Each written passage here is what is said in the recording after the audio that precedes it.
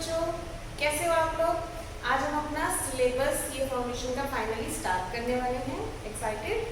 मैं बहुत एक्साइटेड हूँ। क्यों? क्योंकि अब हम साथ में पढ़ेंगे और फिर अच्छे रिजल्ट्स आएंगे। ओके, तो हम क्या स्टार्ट करने वाले हैं। हमने लास्ट अपनी जो क्लास थी उसमें डिस्कस किया था, पूरा वेटेज वाइज सिलेबस डिस्कस किया था। तो उसमें हमने देखा था कि कुछ चैप्टर्स की वेटेज ज़्यादा है, कुछ भी कम है। लेकिन हमेशा अकाउंट्स जब भी हमने पढ़ना स्टार्ट करना है तो सबसे पहले कौन सा सेक्शन हमें चूज करना पड़ेगा जिसमें journal, ledger, that is the foundation for the accountancy. So that is why we need to pick that chapter. Okay, without wasting time let's start.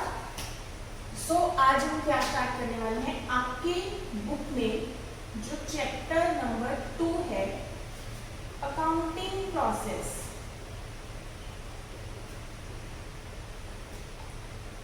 Of course उस प्रोसेस में सबसे पहले हम क्या करेंगे, जर्नल। देखो, हम सब कुछ लॉजिकली लेके चलेंगे। मैंने पिछली क्लास में भी बोला था, कुछ भी क्रैमिंग नहीं होगा। और जो भी आपको समझ नहीं आए इस कोर्स को करते हुए, अपने डाउट्स को एक अलग कॉपी लगा लीजिए या फिर छोटी सी नोटबुक लगा लीजिए, उसमें नोट करते चलिए ताकि जब भी हमारा लाइव सेशन हो आप मुझे वो डाउट्स पूछ के सब क्लियर कर सको। Okay okay, will start journal. तो जर्नल स्टार्ट करने के लिए हमें सबसे पहले क्या पता होना चाहिए, डबल एंट्री सिस्टम। हमने लास्ट क्लास में एक चीज डिस्कस करी थी कि हर ट्रांजैक्शन को हमें बिजनेस पॉइंट ऑफ व्यू से सोचना है, राइट। तो कोई भी ट्रांजैक्शन होगी तो उसके हमेशा 2 एस्पेक्ट्स होते हैं, ठीक है। अब एस्पेक्ट्स क्या होते हैं, पहलू। जब भी कोई ट्रांजैक्शन होगी, like in business, if I have paid rent, so it has 2 aspects. What, कि मैंने एक तो रेंट पे किया है, मतलब मनी दी है किसी को, और दूसरा जहाँ पे मतलब मैं रह रही हूँ उसका रेंट मेरे लिए एक्सपेंस है। तो हर ट्रांजैक्शन के एटलीस्ट 2 एस्पेक्ट्स होंगे और उनमें से एक एस्पेक्ट का रिजल्ट क्या हो रहा होगा, डेबिट, और दूसरे एस्पेक्ट का रिजल्ट क्या हो रहा होगा, क्रेडिट। ये धीरे धीरे हमें सब समझ आ जाएगा। जस्ट आगे चलते जाते हैं क्या हो रहा है। तो जब भी हम एक जर्नल एंट्री बना रहे होंगे किसी ट्रांजैक्शन की, उसमें जो उसके एस्पेक्ट्स हैं उसका एक का रिजल्ट होगा डेबिट और एक का क्रेडिट। और हमेशा in any journal entry the total of debits will always be equal to total of credits. देखो, आप इन सबके नोट्स साथ साथ में बना भी सकते हो, अदरवाइज आपको hand written notes I will provide you my hand written notes. तो अगर कुछ रह भी जाता है तो वो आप उन नोट्स से फॉलो कर पाएंगे। बाकी अगर पढ़ते पढ़ते आपको लिखने की आदत है तो आप साथ साथ में नोट्स भी बना सकते हैं। ओके, सो हमेशा एक जर्नल एंट्री में डेबिट्स का टोटल क्रेडिट्स के टोटल के इक्वल होगा। उसके बाद अभी हमें क्या सीखना है, उसके बाद जर्नल एंट्री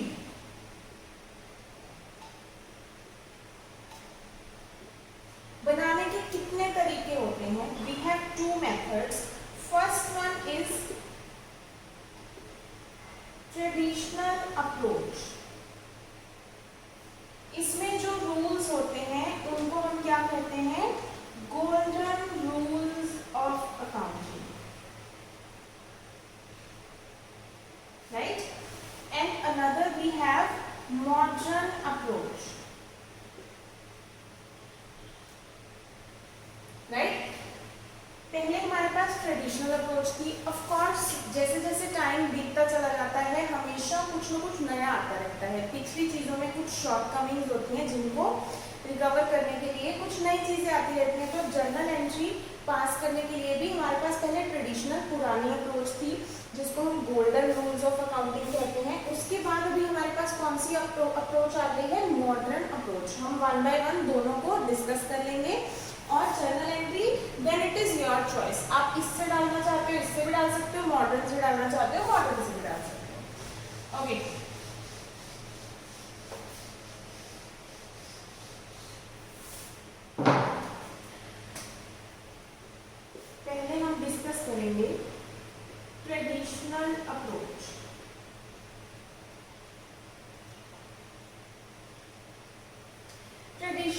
अप्रोच में हम किसी भी ट्रांजैक्शन को जब देखते हैं तो उसमें जो भी अकाउंट्स इन्वॉल्व होंगे, अब अकाउंट्स इन्वॉल्व होने का क्या मतलब है, जब भी कोई ट्रांजैक्शन हम रीड करेंगे उसकी जर्नल एंट्री पास करने के लिए एटलीस्ट 2 अकाउंट्स इन्वॉल्व होंगे। एटलीस्ट 2 क्यों?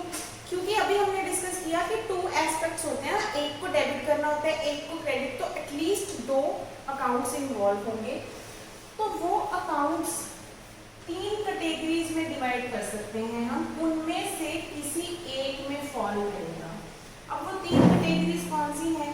वो अकाउंट्स या तो पर्सनल अकाउंट्स हो सकते हैं, या तो रियल अकाउंट्स हो सकते हैं, और या तो नॉमिनल अकाउंट्स हो सकते हैं। तो अब ये personal account, real account, nominal account ये क्या है, ये सब भी हमें पता होना बहुत जरूरी है, तभी हम आगे बढ़ पाएंगे। तो पर्सनल अकाउंट क्या हमें नेम से ही लग रहा है कि किसी पर्सन से रिलेटेड होगा? उसके बाद real account is related to assets, and nominal account is related to are profit और लॉस, इनकम और एक्सपेंसेस, राइट। तो स्टार्ट करते हैं पहले पर्सनल अकाउंट से। देखो गोल्डन रूल्स जो हैं जर्नल एंट्री पास करने के, वो तो हम सीख ही लेंगे, लेकिन उनको अप्लाई करने के लिए पहले हमें ये पता होना चाहिए कि how will we choose that this account falls under this category. Okay, so personal accounts क्या होते हैं? Related to persons. Okay, person जैसे कि मैं, I am a person, but only the human beings are person? No, persons are those person who have the separate identity in the eyes of law. So इसको आगे हम 3 parts में divide कर पाएंगे। वो कौन से? Natural personal accounts,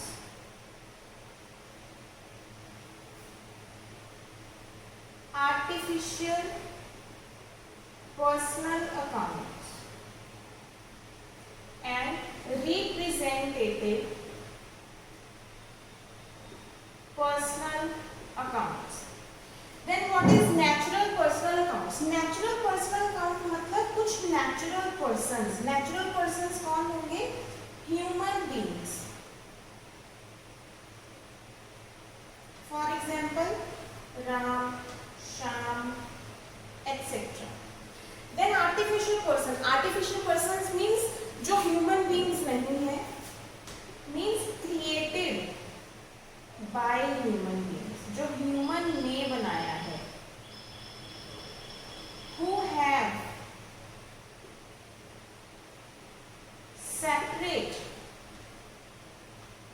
identity in eyes of law. Okay, then for example bank, for example school, university, ICAI is also one of the like artificial person जिसकी अपनी identity है law की eyes में। So these are the examples, और बहुत हो सकते हैं, but these are just few of them. Then representative personal accounts. What are representative personal accounts? अब मैम natural हो गए, artificial हो गए, अब representative क्या होंगे? तो देखो रिप्रेजेंटेटिव वर्ड क्या बता रहा है कि ऐसे अकाउंट्स जो रिप्रेजेंट करेंगे पर्सन्स को, कौन से पर्सन्स को? नेचुरल और आर्टिफिशियल दोनों को। Those accounts which will represent natural and artificial persons. Like for example, देखो कोई ऐसा अकाउंट जो यूज होता है रिप्रेजेंट करने के लिए, फॉर एग्जाम्पल अगर मैं बोलूं कैपिटल, हमें पता है कि जब ऑनर बिजनेस में मनी इन्वेस्ट करता है, किसी की भी बुक्स में अपना ही नाम का अकाउंट नहीं खुल सकता. If I am making my business books, then I will not open my name account. So what will I use then for the transaction between me and business? Because we already discussed that business and owner is separate person. तो अगर हम दोनों के बीच में कोई transaction हो रही है तो फिर मैं कौन सा अकाउंट यूज करूँगी? तो जब मनी इन्वेस्ट करता है ऑनर, तो उसके लिए हम एक अकाउंट यूज करते हैं capital. Then it means capital एक ऐसा अकाउंट है जो ऑनर को रिप्रेजेंट कर रहा है. ठीक है, फीलिंग क्या है कैपिटल अकाउंट के पीछे कि representing owner. Owner is a person, natural person, so capital account is a representative personal account. Likewise if we will take drawings और we can take debtors, because debtors में सारे वो persons होते हैं, weather natural persons, जिनसे भी business में money लेनी है, चाहे किसी स्कूल से मनी लेनी है या यूनिवर्सिटी से लेनी है या फिर किसी पर्सन से लेनी है. तो debtors, creditors and most importantly और कौन से अकाउंट्स आते हैं इसमें?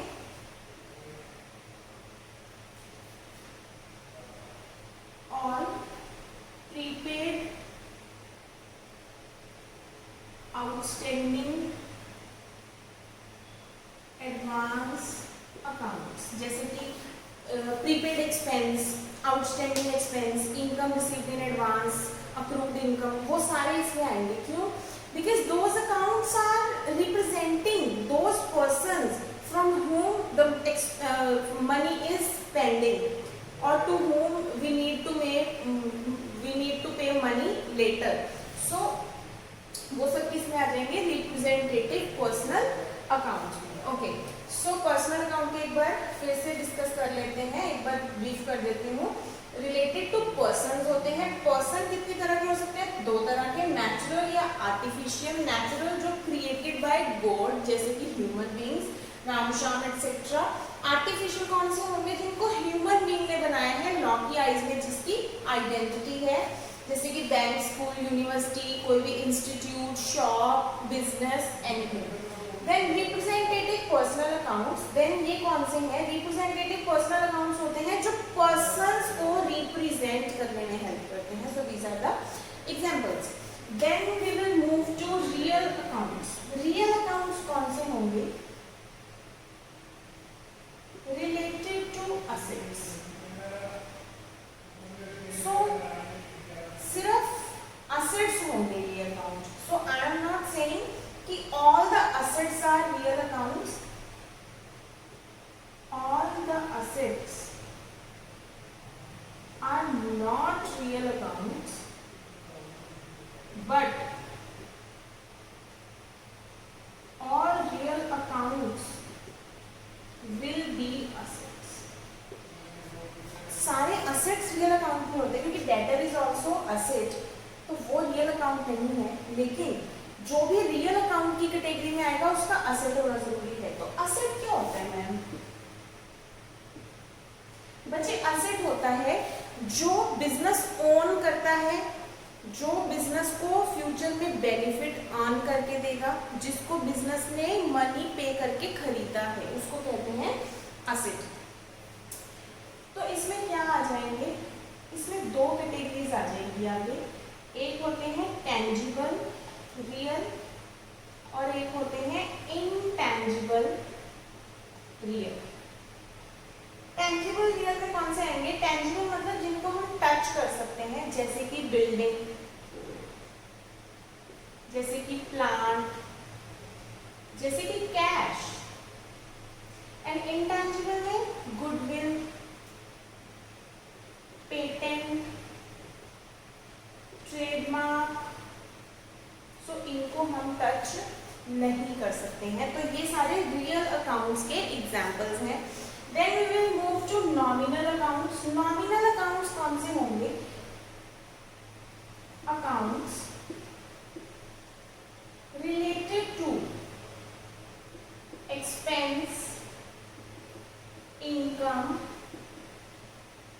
Profit loss.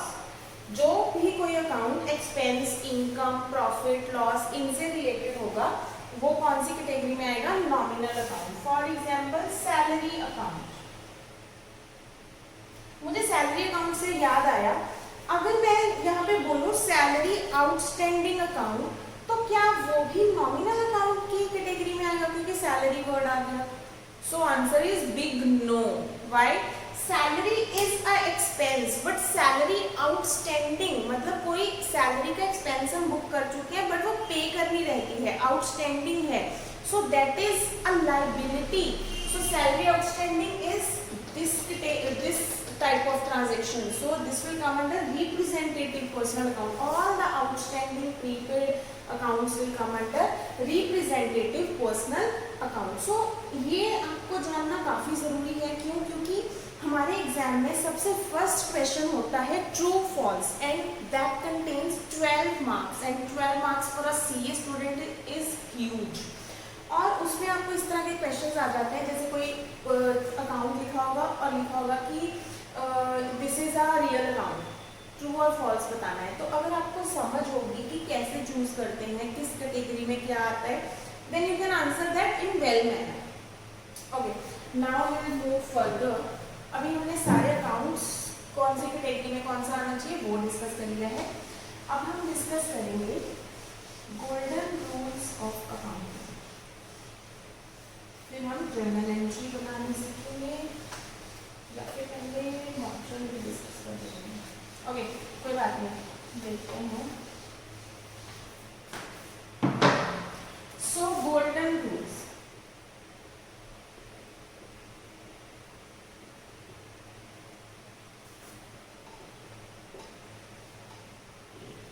Golden rules of accounting. What are the golden rules of accounting? हमारे पास 3 तरह के अकाउंट्स हैं, personal, real, nominal.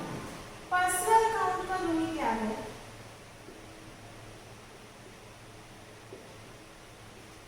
Debit the receiver,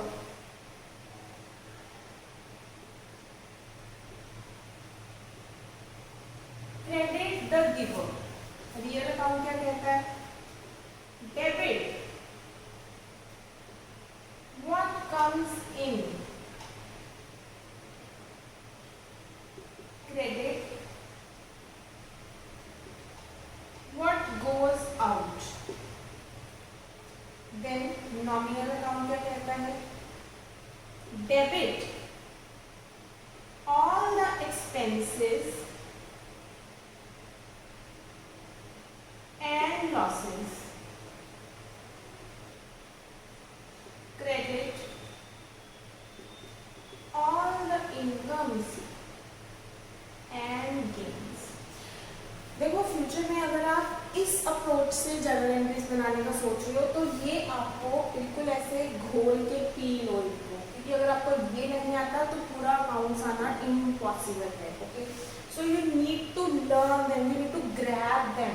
okay, so देखो ये ना हम 11th में भी करते हैं कि 3 तरह के अकाउंट्स में हम डिवाइड कर देते हैं। जब हम सीए तक पहुंचते हैं तो एक तरह का अकाउंट हमें और सीखना होता है, न्यू लिख देती हूँ मैं इस पे, वैल्यूएशन अकाउंट्स। मैम अब ये क्या होते हैं? देखो वो accounts whose value depends over some valuation, कोई वैल्यूएशन करनी पड़ेगी उससे उसकी वैल्यू आएगी।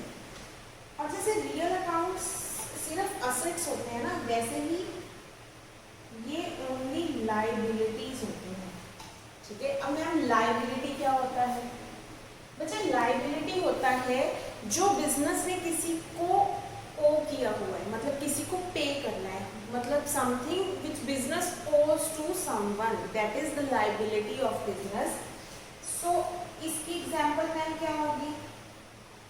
ऑल प्रोविजन अकाउंट्स जो भी हम प्रोविजन बनाते हैं, provision for doubtful debts, provision for depreciation, ये सब फ्यूचर में जब हम करेंगे तो आपको समझ आएगा।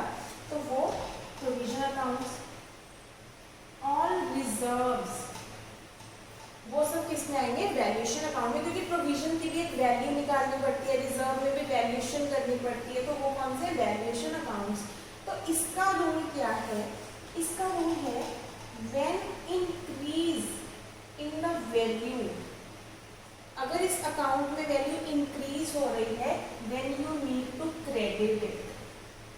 If the value is decreasing, then you need to debit it. Okay, तो अगर इसको याद रखना हो, then you can remember D with D, decrease when debit. तो उल्टा तो हमें समझ आ ही जाएगा, इंक्रीज हो रहा है तो क्रेडिट करना है। So these are the golden rules of accounting, जिनको हम ट्रेडिशनल रूल्स ऑफ अकाउंटिंग भी कहते हैं। ओके, सो आगे चलते हैं। अभी एक बार मॉडर्न भी सीख लेते हैं, फिर जर्नल एंट्रीज बना के देखेंगे कि हमसे बन पा रही है या नहीं बन पा रही।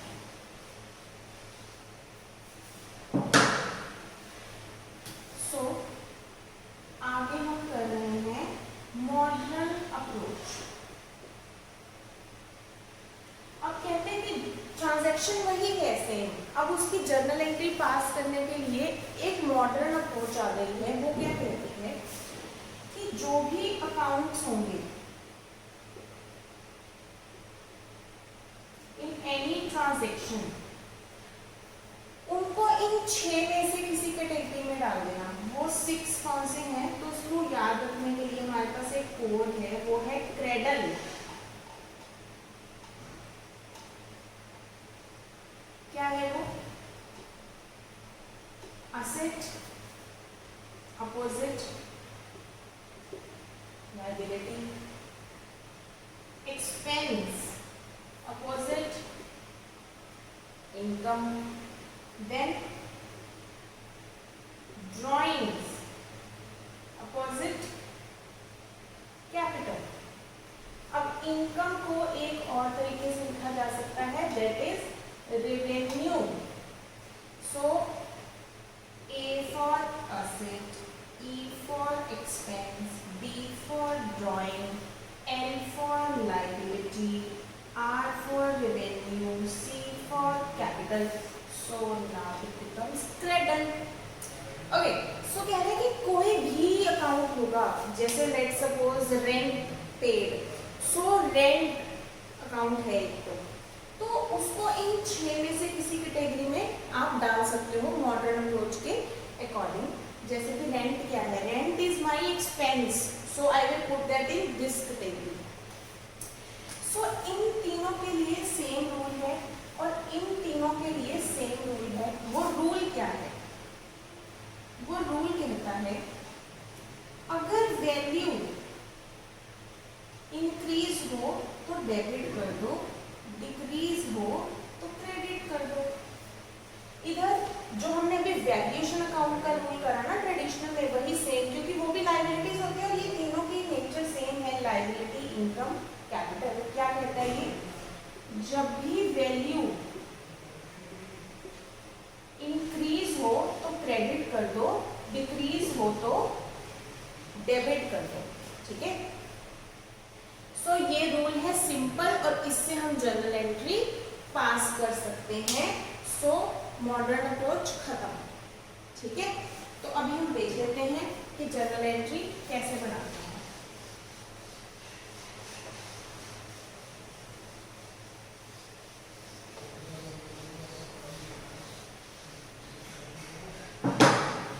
तो स्टेप्स देख लेते हैं क्या है। Number 1,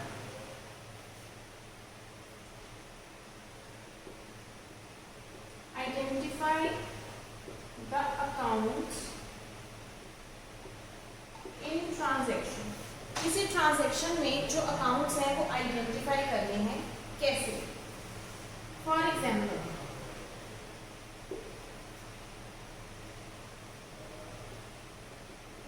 ₹5,000 invested by Ram business by check. सो राम का बिजनेस है और हमने डिस्कस किया था कि हमेशा हमें बिजनेस पॉइंट ऑफ व्यू से सोचना है। तो बिजनेस पॉइंट ऑफ व्यू से बिजनेस में चेक के थ्रू मनी इन्वेस्ट हुई है। सो चेक के थ्रू हुई है तो एक तो बैंक अकाउंट इन्वॉल्व होगा और हमेशा मिनिमम 2 अकाउंट्स इन्वॉल्व होंगे कोई भी जर्नल एंट्री पास करने के लिए। 2 से ज्यादा हो सकते हैं, कम नहीं हो सकते। तो सेकंड अकाउंट कौन सा इन्वॉल्व होगा? बिजनेस के पॉइंट ऑफ व्यू से राम ने अगर मनी इन्वेस्ट करी है तो उसको रिप्रेजेंट हम कैसे करेंगे? कैपिटल अकाउंट से। राम के नाम से नहीं लिख सकते क्योंकि अपने बिजनेस में अपने नेम का अकाउंट नहीं खुलता है। So second account will be capital account. तो ये स्टेप 1 है, अकाउंट्स हमने आइडेंटिफाई कर दिए। फिर उसके बाद अब हमें क्या करना चाहिए? उसके बाद इन अकाउंट्स की नेचर फाइंड आउट करनी है। तो नेचर में अगर हम देखें ट्रेडिशनल अप्रोच में या फिर मॉडर्न अप्रोच में तो ये किस कैटेगरी में फॉल करना चाहिए वो तो हम यहाँ लिख लेते हैं। बैंक अकाउंट का देखना है और कैपिटल अकाउंट का देखना है। बैंक अकाउंट ट्रेडिशनल अप्रोच के अकॉर्डिंग पर्सनल अकाउंट है। कैपिटल अकाउंट कौन सा अकाउंट है? पर्सनल। मॉडर्न के अकॉर्डिंग बैंक क्या है? असेट है या लायबिलिटी? खर्चा है या इनकम? ड्रॉइंग मतलब पैसे निकाले हैं या कैपिटल? असेट है। कैपिटल क्या है? कैपिटल है। सो दोनों अप्रोचेस के अकॉर्डिंग मैं आपको करके दिखा रही हूँ कि कैसे होता है। फर्स्ट स्टेप दोनों के लिए सेम है, सेकंड से डिफरेंट होना स्टार्ट हो जाएगा। सेकंड में हमने क्या किया? नेचर फाइंड आउट करी या फिर उसको कैटेगरी में डाला। फिर थर्ड स्टेप में क्या करेंगे? अब हमें लगाना है रूल, क्योंकि अब हमें पता चल चुका है कि उनकी नेचर क्या है। अगर हम ट्रेडिशनल के अकॉर्डिंग चलें तो बैंक पर्सनल अकाउंट है। बिजनेस पॉइंट ऑफ व्यू से पर्सनल अकाउंट का रूल है debit the receiver, credit the giver. So bank receiver है या गिवर है? बैंक में मनी आई है या बैंक से मनी गई है? बैंक में मनी आई है बिजनेस के, सो रिसीवर है। तो ट्रेडिशनल के अकॉर्डिंग बैंक अकाउंट डेबिट हो जाएगा क्योंकि ये क्या है? रिसीवर। देन 2 दूसरा अकाउंट क्रेडिट। अदरवाइज अगर हम देखना चाहें तो कैपिटल एक रिप्रेजेंटेटिव पर्सनल अकाउंट है जो दिखा रहा है कि ऑनर ने बिजनेस में मनी लगाई है। तो बिजनेस पॉइंट ऑफ व्यू से ऑनर एक गिवर है। सो यहाँ पे 2 कैपिटल। देन मॉडर्न की अगर बात करें, मॉडर्न में बैंक अकाउंट एक असेट है और असेट का रूल क्या कहता है? When value increases then debited. You have to learn the rule.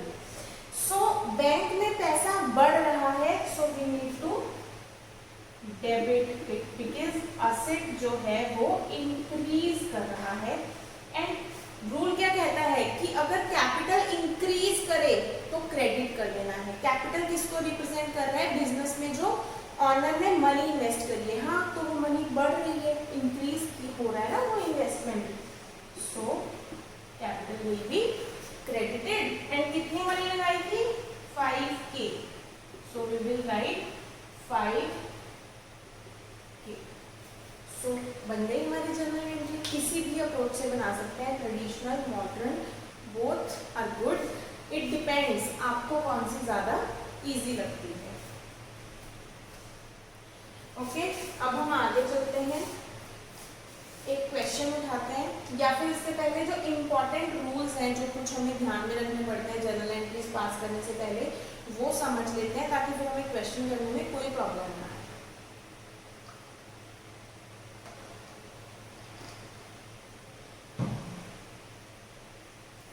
Actually वो रूल समझने बहुत ज़्यादा ज़रूरी है क्योंकि जब आप क्वेश्चन कर रहे होंगे कहीं ना कहीं आपको कुछ प्रॉब्लम फेस करने को मिलेगी। वो मैं बताती हूँ किस तरह की प्रॉब्लम, तो वो सब पहले से हमें पता होना चाहिए।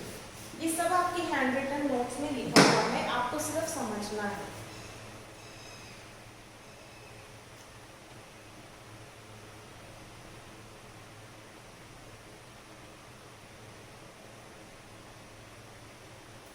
ओके, सो इम्पॉर्टेंट रूल्स या फिर इम्पोर्टेंट नोट्स वो क्या है?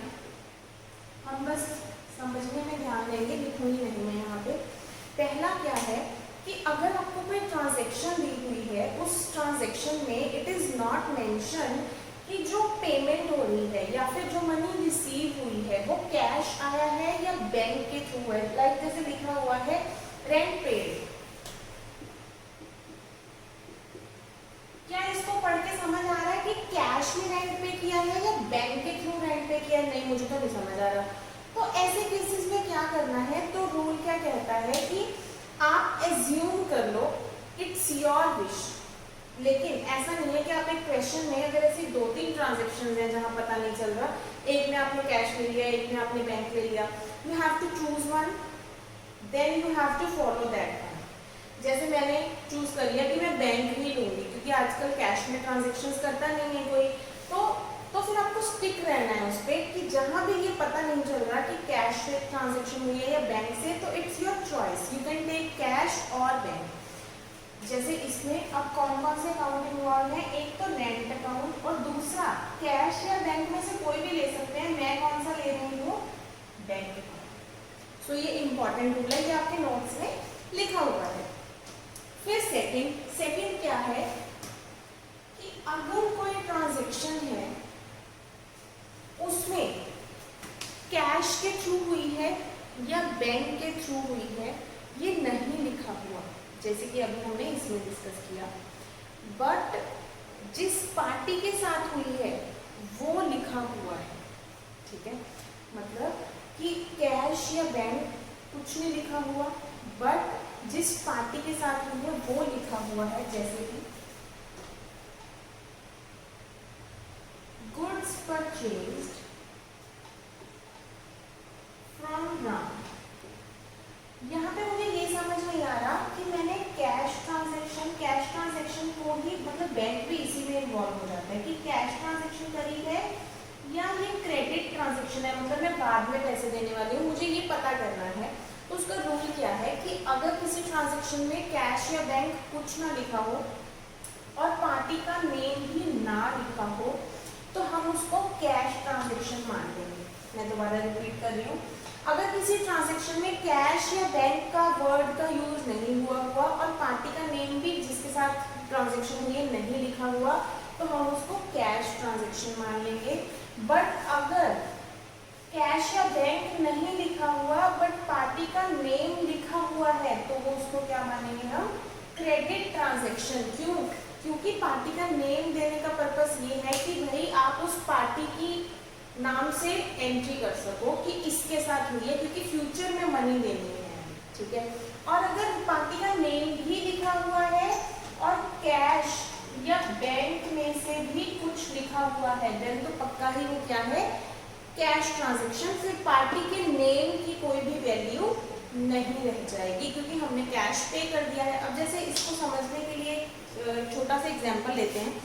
लेट्स सपोज मेरी एक शॉप है, तो मेरे को कोई भी सामान लेके जाता है और पैसे दे जाता है, तो मैं क्या उससे पूछती हूँ, सर आप अपना नाम बताइए जरा, मेरे को कोई लेना देना ही नहीं है, उसने पैसे दे दिए, खत्म, मैं लिख लूंगी कि सामान गया पैसे आ गए। तो कौन कौन से अकाउंट इन्वॉल्व है, सामान और पैसे।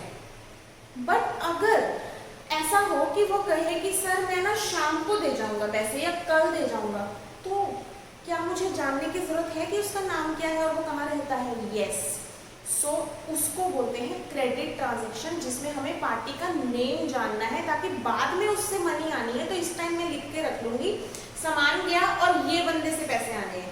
फिर जब बंदे से पैसे आएंगे तब वो एक अलग ट्रांजैक्शन बन गई कि बाद में मनी आई है। तब कौन कौन सी चीजें इन्वॉल्व है, पर्सन जिससे पैसे आए हैं और पैसे। ठीक है, समझ रहे हो? इसलिए जब कभी ट्रांजैक्शन में कैश या बैंक नहीं लिखा और पार्टी का नेम भी नहीं लिखा, तो वो कैश ट्रांजैक्शन एज्यूम कर लेंगे। अगर कैश या बैंक नहीं लिखा बट पार्टी का नेम लिखा है तो क्रेडिट। अगर कैश और बैंक और पार्टी का नेम दोनों लिखे हैं तो पार्टी इंपॉर्टेंट ही नहीं है, बिकॉज पैसे आ चुके हैं या फिर जा चुके हैं। Got it? Then next important point is, this one is very very important and it is linked to next point as well. So what is this one? So let's suppose this is my business और मेरा business है, मान लो shoe store है, तो मेरे business में मैं क्या करती होंगी, शू परचेज करती होंगी या फिर सेल करती होंगी, है ना। तो अगर तो मैं शू बाय कर रही हूँ और शू सेल कर रही हूँ तो वो तो मेरा बिजनेस है, वो तो मुझे करना ही है, तो उसको मेरे बिजनेस की क्या बोलेंगे, गुड्स, जिसमें मैं डील करती हूँ। अगर मैंने एसी परचेज किया क्योंकि गर्मी बहुत लग रही थी, तो एसी में मैं डील करती हूँ, नहीं। तो क्या वो मैंने बेचने के लिए खरीदा है, नहीं। तो वो मेरे लिए गुड नहीं है, वो मेरे लिए क्या है, असेट, ठीक है। तो इसमें सिंपली हमें समझना क्या है कि जिस चीज में बिजनेस डील करता है, अगर हम वो चीजें खरीदते या बेचते हैं तो उनको गुड्स कहते हैं, गुड्स खरीदना या बेचना। लेकिन जिस चीज में हम डील नहीं करते, apart from that, if I am purchasing something, that is asset, not good, okay. So जब भी गुड्स सेल या परचेज करने की बात करेंगे तो कौन सा अकाउंट इन्वॉल्व होगा, परचेजेस, परचेज के टाइम, और सेल्स, सेल के टाइम। जब असेट कोई एसी खरीदा तो उस टाइम हम परचेजेस अकाउंट में उसको नहीं डालेंगे, क्योंकि purchases account is used only for the goods and AC is not a good for my business, because my business is to purchase and sell shoes. तो एसी के लिए कौन सा अकाउंट इन्वॉल्व होगा, उसका अपने नेम का अकाउंट, असेट के अपने नाम का अकाउंट, एसी अकाउंट। जैसे मैंने फर्नीचर खरीदा तो मेरा फर्नीचर का बिजनेस नहीं है, तो कौन सा अकाउंट इन्वॉल्व होगा, फर्नीचर अकाउंट। अब इसको आगे लेके चलते हैं। फोर्थ पॉइंट क्या है कि अगर हमने कोई असेट खरीदा, ठीक है, और एसी खरीदा 30,000 का, और फिर उसको बिल्डिंग में इंस्टॉल करने पे अलग से 2,000 रुपए लग रहे हैं, तो जो मतलब रेडी टू यूज कब होगा ये असेट, जब वो इंस्टॉल हो जाएगा। तो जितने भी खर्चे खरीदने से लेके रेडी टू यूज तक की स्टेज के होंगे वो उस असेट की कॉस्ट में ही ऐड कर देंगे। मतलब जब हम अपनी बुक्स में उस असेट को जर्नल एंट्री बना रहे होंगे तो हम अपनी बुक्स में उस असेट की वैल्यू 30,000 नहीं 32,000 लिखेंगे, क्योंकि वो खर्चा सिर्फ इसलिए हुआ है क्योंकि वो असेट खरीदा है। उसको मतलब खर्चे के अकाउंट में नहीं डालेंगे, असेट के ही अकाउंट में ऐड करेंगे कि कोई भी असेट जब खरीदा जाता है तो अगर कोई खर्चा उसको रेडी टू यूज करने तक या फिर कोई मेजर रिपेयर जिससे उसकी एफिशिएंसी इंक्रीज हो जाए उस पे हो, तो उसको क्या करना है, असेट की कॉस्ट में ही ऐड कर देना है, ओके। और कोई पॉइंट देख लेते हैं अगर बचा हो तो। No, we are done with the important points. Okay, let's start the question from your module.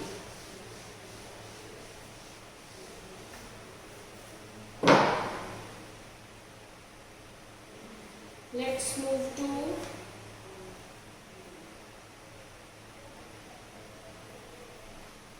first of all open illustration 5.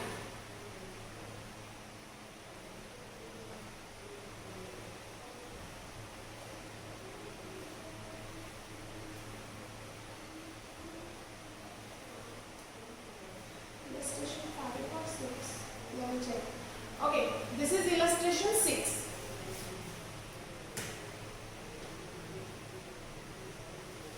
Illustration 6 में हमें बहुत सारे अकाउंट्स दे रखे हैं। तो जो हमने सबसे पहला टॉपिक सीखा ट्रेडिशनल अप्रोच के अकॉर्डिंग उनको डिवाइड करना, पर्सनल, रियल, नॉमिनल, तो वो हमें यहाँ पे क्या करना है, अप्लाई करके सॉल्यूशन ढूंढना है। तो इसमें बहुत सारे अकाउंट्स दे रखे हैं, तो उन्होंने बोला है कि as per traditional approach and accounting equation approach हमें इनको कैटेगराइज करना है। लेकिन अकाउंटिंग इक्वेशन अप्रोच मतलब वो मैंने अभी आपको करवाई नहीं है, वो जब मैं करवा दूंगी तब उसके बाद उसको करना, अभी सिर्फ ट्रेडिशनल वाला ट्राई करना है। सो इसमें से कुछ कुछ मैं करवा रही हूँ, बाकी आप खुद से ट्राई करना। कोई प्रॉब्लम आएगी तो हम लाइव सेशन में डिस्कस कर लेंगे। ओके, सो जैसे कि फर्स्ट है बिल्डिंग अकाउंट। अगर बिल्डिंग अकाउंट हो तो ट्रेडिशनल अप्रोच के अकॉर्डिंग वो किस किसमें फॉल करेगा, पर्सनल, रियल, नॉमिनल, वैल्यूएशन किसमें? सो बिल्डिंग जिसको मैं टच कर सकती हूँ और वो एक टेंजिबल असेट है, तो ये कौन सा अकाउंट है?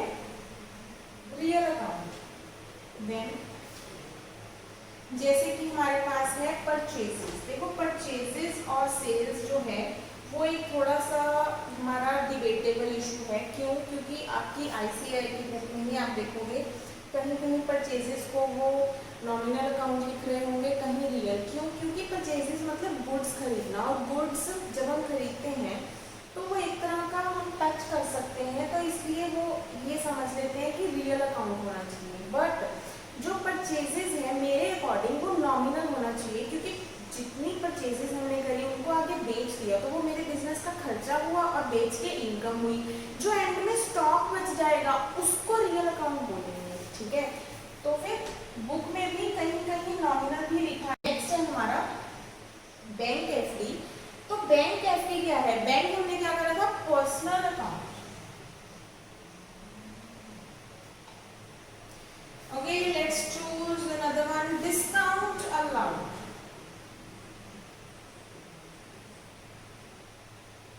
This is part number M in your book.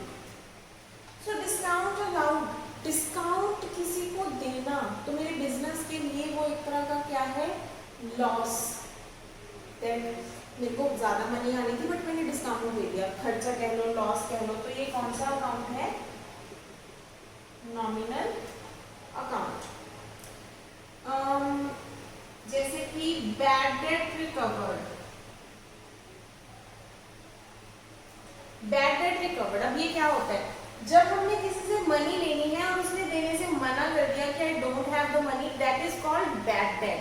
Date का बैड हो जाना, bad debt. But in future sometimes क्या होता है, हमारे बैड डेट्स भी रिकवर हो जाते हैं, उनसे मनी वापस आ जाती है, तो that is the clear income from my business. तो इनकम है तो किसमें आएगी? Nominal account.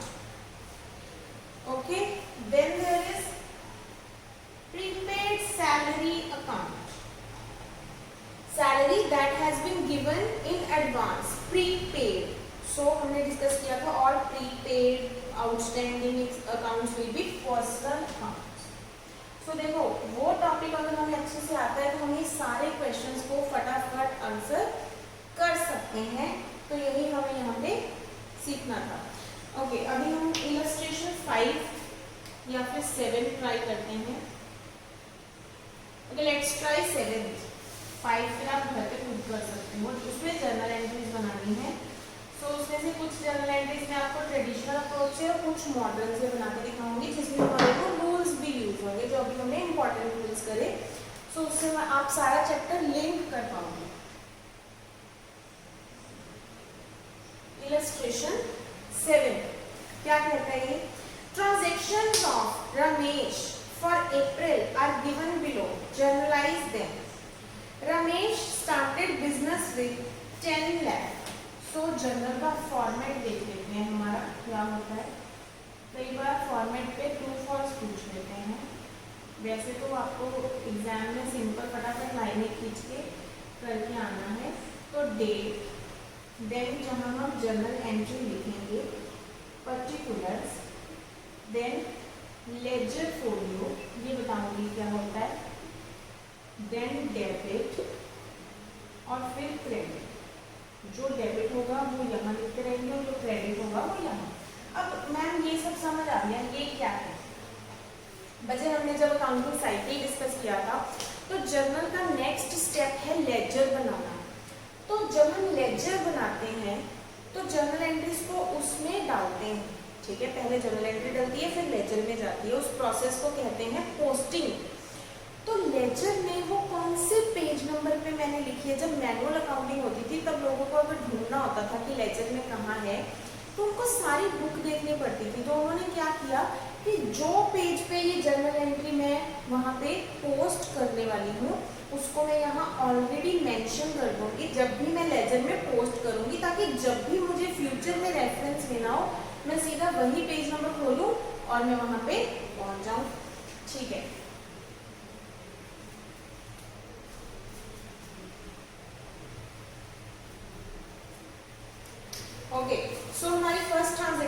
अप्रैल 1 को Ramesh started business with 10 lakh, तो यहाँ पे आ जाएगा अप्रैल 1। सो रमेश की बुक्स हैं तो रमेश का नाम नहीं आएगा, तो उसने बिजनेस स्टार्ट किया है 10 लाख से। तो कौन कौन से अकाउंट से इन्वॉल्व है? एक कैपिटल, और यहाँ पे नहीं लिखा कि उसने कैश लगाया या बैंक से मनी पे करी, तो 10 lakh is a huge amount, कोई कैश नहीं लगाएगा, तो मैं एज्यूम कर रही हूँ कि बैंक से हुआ होगा। तो दो अकाउंट से इन्वॉल्व है, एक बैंक और एक कैपिटल। अगर ट्रेडिशनल अप्रोच से करें तो bank is a personal account, capital is a personal account, and bank is a receiver and capital is a giver. So the entry will be bank account debit to capital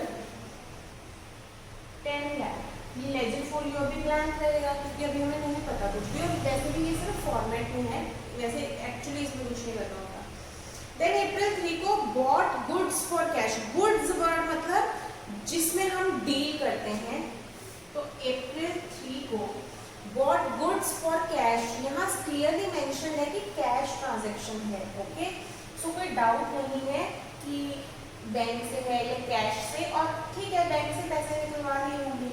so goods bot, तो कौन कौन से account से involve है? एक तो purchases account और एक cash account. So modern approach से अगर सोचें, परचेजेस मतलब खर्चा हुआ है, कैश मेरा असेट है, ठीक है। उन 6 में से मैंने कैटेगराइज कर दिया कि परचेजेस एक्सपेंस है और कैश मेरा असेट है, ठीक है।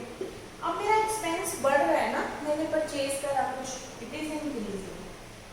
असेट कैश कम हो रहा है क्योंकि मेरे बिजनेस में से कैश किसी और को दे रही हूँ मैं, तो ये डिक्रीज हो रहा है। दोनों के लिए सेम रूल है, ये इधर ही थे ना तीनों, असेट एक्सपेंस ड्राइंग, तो एक असेट है और एक एक्सपेंस है, दोनों के लिए सेम रूल था।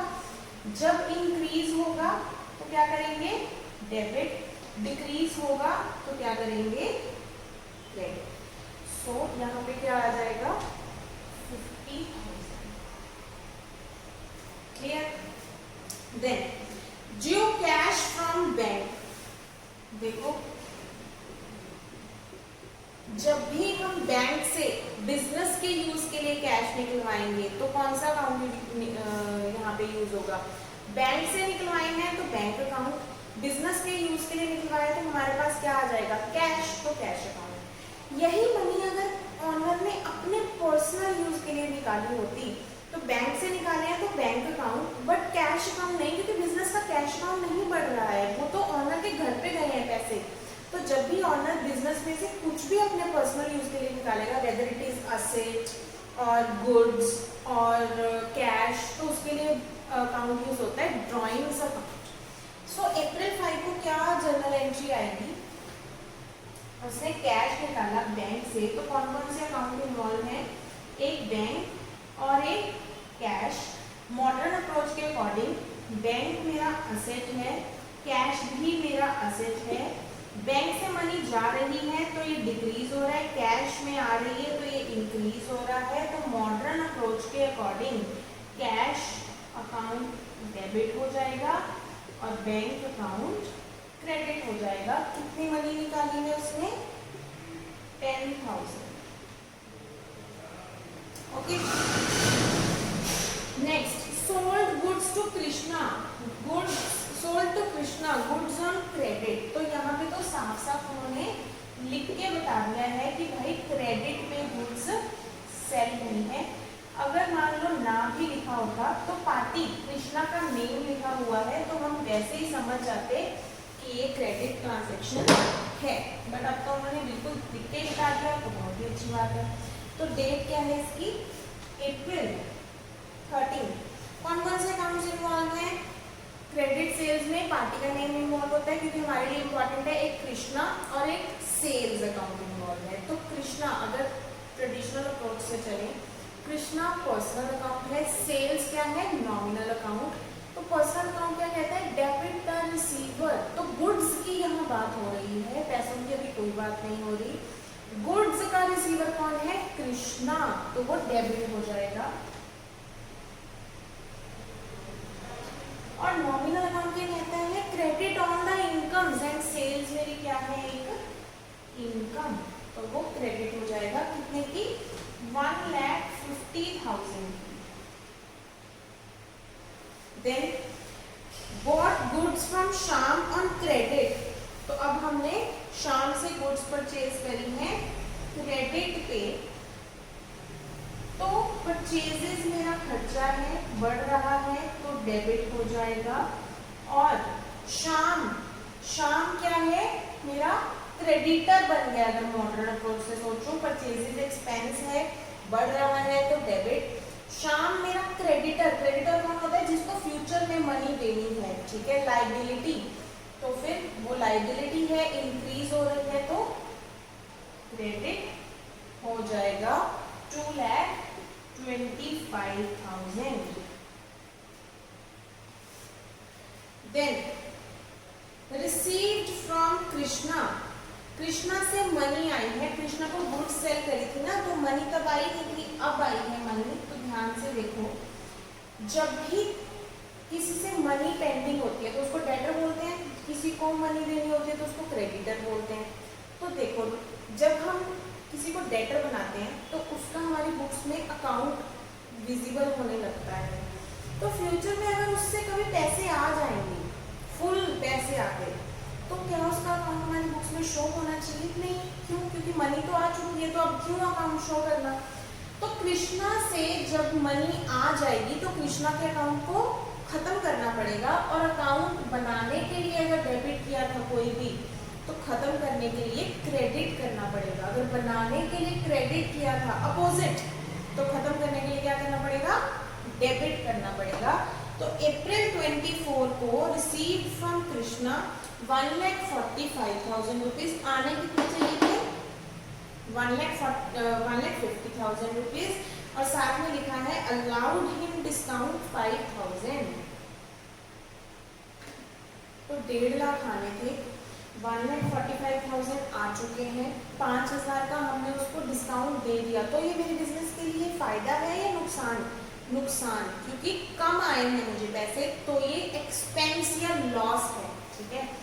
तो अब देखो, कृष्णा से मनी आ गई है, 5,000 का डिस्काउंट दे दिया, आज के बाद तो कुछ नहीं आएगा, तो कृष्णा को तो फुल वैल्यू पे खत्म करना पड़ेगा। तो टू कृष्णा खत्म करने के लिए अपोजिट फुल वैल्यू पे क्रेडिट 1,50,000। अब मनी पता नहीं कैसे आई है, कैश या बैंक, तो आई एम एज्यूमिंग, यहाँ वो रूल यूज हो रहा है कि बैंक में आई होगी। तो बैंक मेरा क्या है, असेट, और वो इंक्रीज हो रहा है तो डेबिट हो जाएगा 1,45,000। उसके बाद जो मेरा डिस्काउंट है वो एक्सपेंस है, एक्सपेंस भी बढ़ रहा है तो वो हो जाएगा डेबिट। तो डिस्काउंट अलाउड 5,000 रुपीज। और डबल एंट्री सिस्टम का रूल क्या कहता है, हमेशा डेबिट्स का टोटल क्रेडिट के इक्वल होना चाहिए।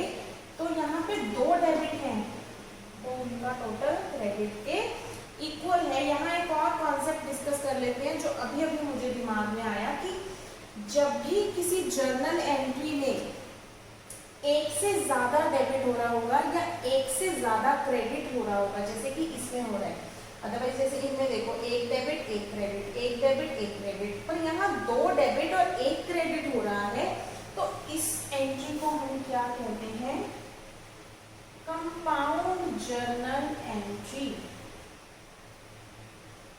जिस भी जर्नल एंट्री में एक से ज्यादा डेबिट या एक से ज्यादा क्रेडिट हो रहे होंगे, ऐसा हो सकता है 4-5 डेबिट के साथ 1 क्रेडिट या 2 क्रेडिट, ऐसा भी हो सकता है। सो उसको हम क्या बोलेंगे, कंपाउंड जर्नल एंट्री। उसके बाद आगे चलते हैं।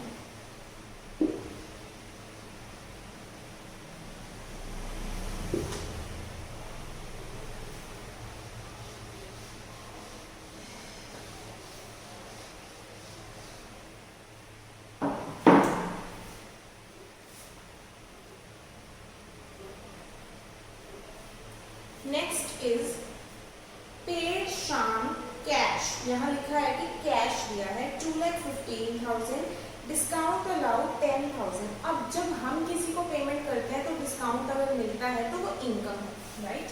तो कितने तारीख को, अप्रैल 28 को पेड शाम, तो शाम को 2,25,000 रुपीज दे रहे थे, वो हमारा क्रेडिटर था।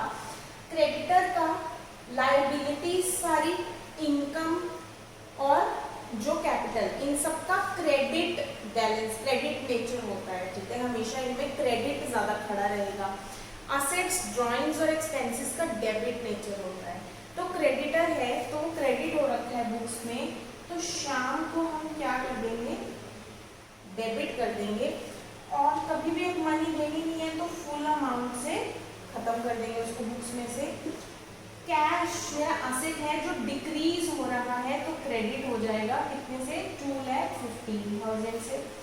डिस्काउंट मुझे मिला है, इनकम है, इनकम इंक्रीज हो रही है, तो क्रेडिट हो जाएगी डिस्काउंट रिसीव्ड। हाउ मच,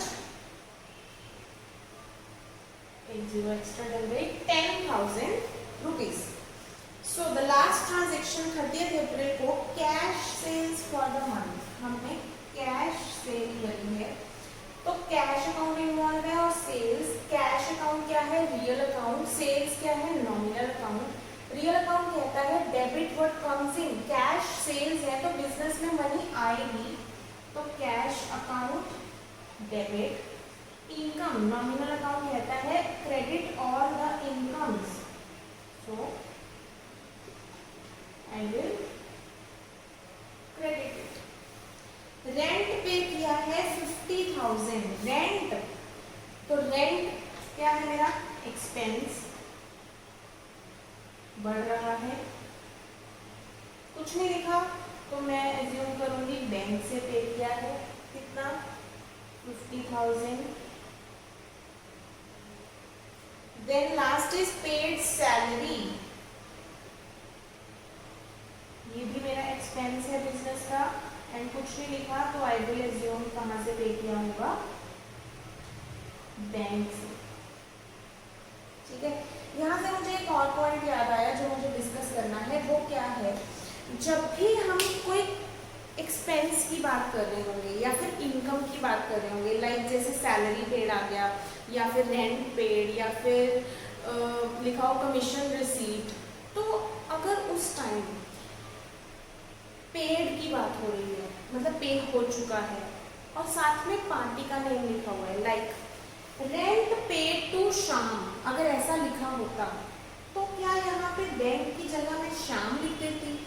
देखो, जब मैंने रेंट शाम को पे किया है तो बैंक से मनी गई है, तो बैंक तो आएगा ही, तो क्या मैं रेंट की जगह शाम लिख दूँ कि शाम को दिया है।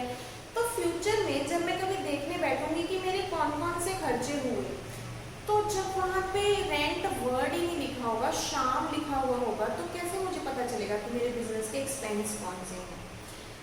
और जब कभी मैं देखूंगी तो मैं सोचूंगी अच्छा मैंने शाम को किस लिए दिए थे पैसे, और मुझे याद ही नहीं आ रहा होगा। तो इसलिए जब भी कोई एक्सपेंस पेड या फिर इनकम रिसीव्ड की बात होती है, तो वहाँ पे हमेशा, मतलब जब भी एक्सपेंस या इनकम, चाहे बुक करने की, चाहे पे करने की, ड्यू करने की बात हो, तो हमेशा एक्सपेंस और इनकम का अकाउंट तो पक्का लेना ही है। अगर एक्चुअली पेड है तो बैंक या कैश यूज होगा, अगर अभी ड्यू हुआ है, पे नहीं हुआ, तो फिर उस पार्टी जिसको पे करना है, या फिर अगर हम ओवरऑल एक आउटस्टैंडिंग या फिर कुछ ऐसा अकाउंट यूज कर रहे हैं तो वो यूज हो जाएगा, बट एक्सपेंस और इनकम का अकाउंट पक्का यूज करना है आपने, ठीक है। So this is your question, that is illustration 7। तो हमने ये प्रॉपरली डिस्कस कर ली है। अब मैं आपको एक बैक क्वेश्चन करवाना चाहती हूँ, that is very good question on this journal entry। So पीछे देखो आप अपना, बैक क्वेश्चन नंबर 2 है, तो वो अभी डिस्कस कर लेते हैं।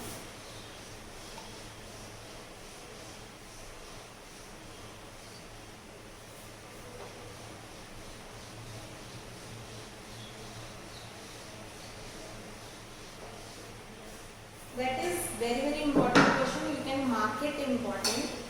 So क्या है उसमें, जर्नल एंट्रीज पास करनी है in the books of gamma brothers.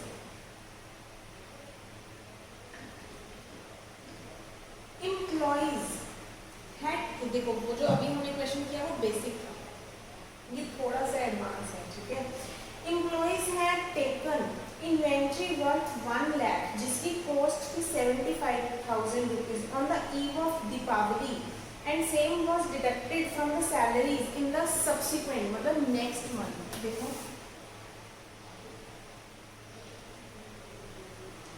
ये हमारे बिजनेस के एम्प्लॉइज हैं,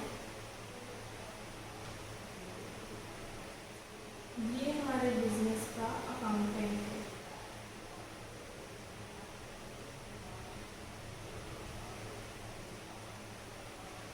ठीक है, जो ये अकाउंटेंट है इसने इनको गुड्स लेते देखा दिवाली पे। इन्होंने बोला कि सर ऐसे करो, मान लो माइक्रोवेव का बिजनेस है, इलेक्ट्रॉनिक्स, उन्होंने बोला दिवाली है घर के लिए माइक्रोवेव ले जाते हैं, एक इसने ले लिया एक इसने।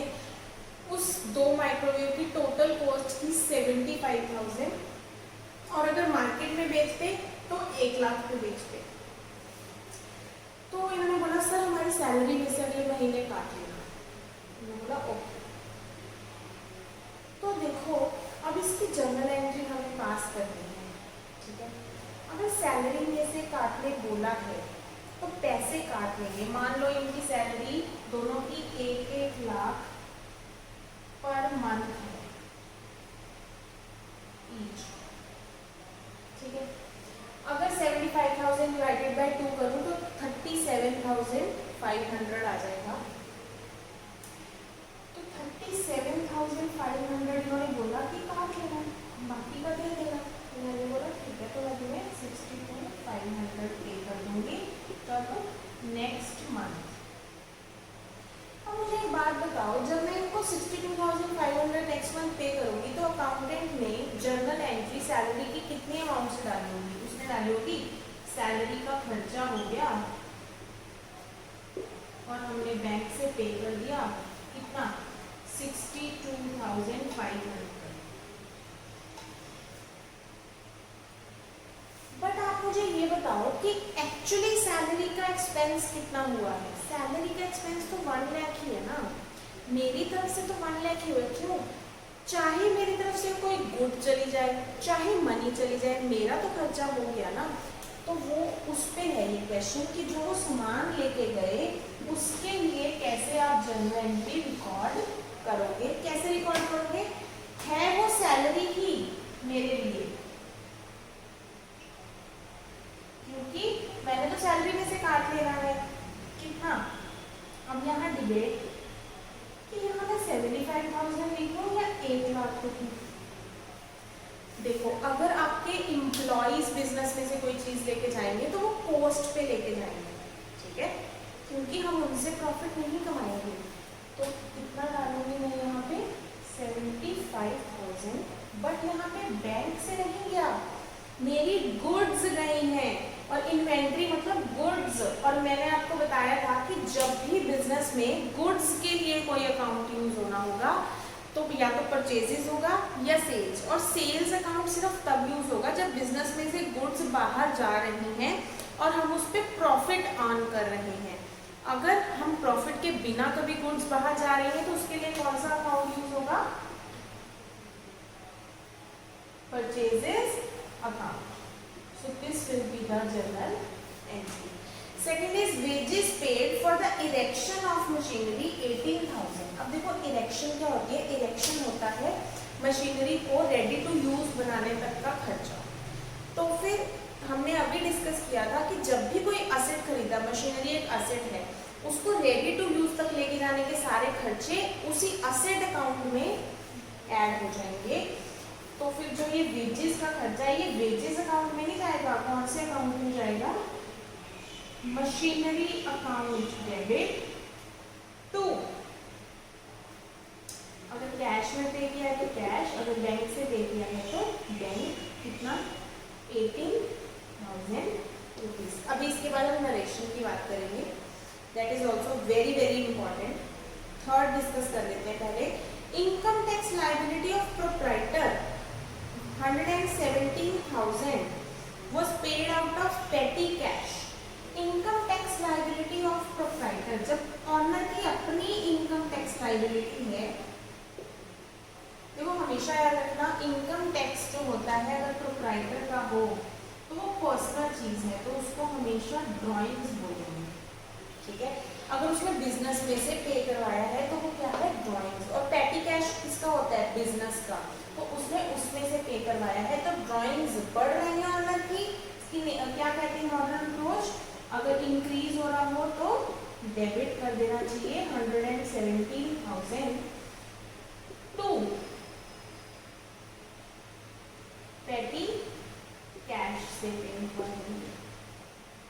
And the last one is purchase of goods from Naveen of the list price 2 lakh and he allowed 10% discount ₹5,000 cash discount was also allowed for a quick payment. तो यहाँ पे एक और छोटी सी चीज हमें डिस्कस करनी है, वो क्या है,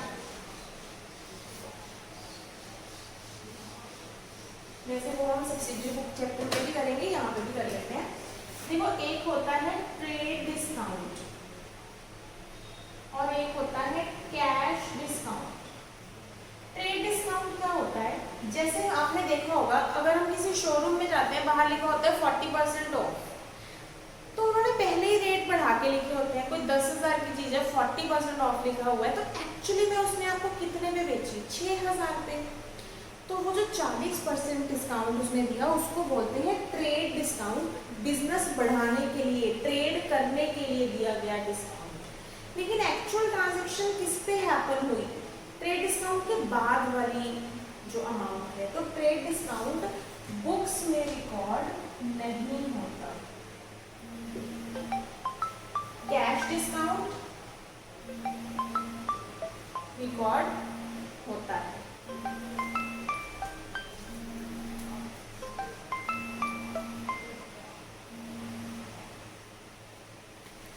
तो जो डिस्काउंट बुक्स में रिकॉर्ड नहीं होता, फिर इसका काम क्या है, ये हमें एक्चुअल परचेज या फिर सेल की वैल्यू तक पहुंचने में हेल्प करेगा, ठीक है।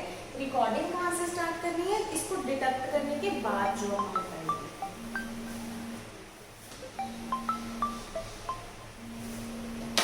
अब देखो जैसे इस क्वेश्चन में है लिस्ट प्राइस 2 लाख है, उस पे कितना डिस्काउंट है, 10% ट्रेड डिस्काउंट मतलब 20,000। तो एक्चुअली ट्रांजेक्शन कितने में हुई, 1,80,000। जो कैश डिस्काउंट होता है वो जितने पे ट्रांजैक्शन हो गई उसके बाद उस ट्रांजैक्शन को प्रॉम्प्ट पेमेंट कराने के लिए दिया जाता है, वो बुक्स में रिकॉर्ड होगा क्योंकि वो ट्रांजैक्शन होने के बाद की बात है, ठीक है। उसके बाद कैश डिस्काउंट दिया कि साथ के साथ पेमेंट करने के लिए 5,000, तो पेमेंट कितनी करी हमने, 1,75,000। तो इसके लिए कैसे रिकॉर्ड करेंगे, अगर मैंने परचेज करा है तो मेरा खर्चा बढ़ गया है, तो परचेजेज अकाउंट डेबिट, फिर मैंने बैंक से पे किया कितना, 1,75,000। खर्चा वैसे मेरा कितने का हुआ था, 1,80,000 का, क्योंकि ट्रांजेक्शन तो इतने पे ही बुक हुई थी ना। बाद में क्या हुआ, इनकम हो गई, मुझे डिस्काउंट रिसीव हो गया कितने का, 5,000 का। So this is very very good and important question. So ये हमारा जर्नल एंट्रीज वाला पार्ट कंप्लीट हो जाता है। अभी हमारा इस चैप्टर में अकाउंटिंग इक्वेशन वाला पार्ट पेंडिंग है। जर्नल एंट्रीज वाला पार्ट कंप्लीट हो गया है, जिसमें हमने ट्रेडिशनल अप्रोच, मॉडर्न अप्रोच और कैसे जर्नल एंट्री के रूल्स कैसे पास करनी है, स्टेप्स क्या हैं, इंपॉर्टेंट पॉइंट्स क्या हैं, जर्नल एंट्रीज कैसे, हमने क्वेश्चन भी करके देख लिए हैं। तो अभी हमारा कौन सा पार्ट रहता है, अकाउंटिंग इक्वेशन।